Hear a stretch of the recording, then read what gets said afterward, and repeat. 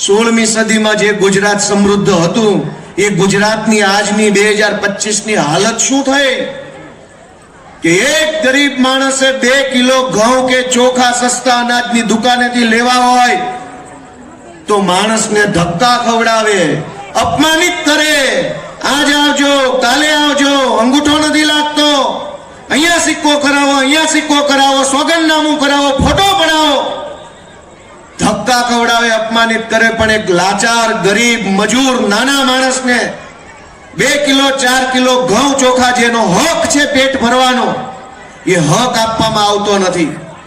ક્યાં એક જમાનામાં સમૃદ્ધ ગુજરાત હતું. આપણે બહુ આઘું જોવા જવાની જરૂર નથી કે ગુજરાત કેટલું સમૃદ્ધ હતું.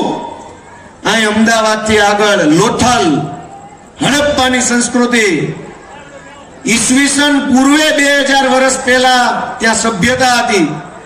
એટલે કે આજથી 5000 વર્ષ પહેલા એક મોટું વિશાળ શહેર હતું લોથલમાં. પોર્ટ એટલે કે બંદર હતું. વિશ્વ વ્યાપાર થતો હતો. ત્યાંથી જહાજો ભરાઈને દુનિયાના દેશોની અંદર વેપાર થતો હતો. અહીં લોથલમાંથી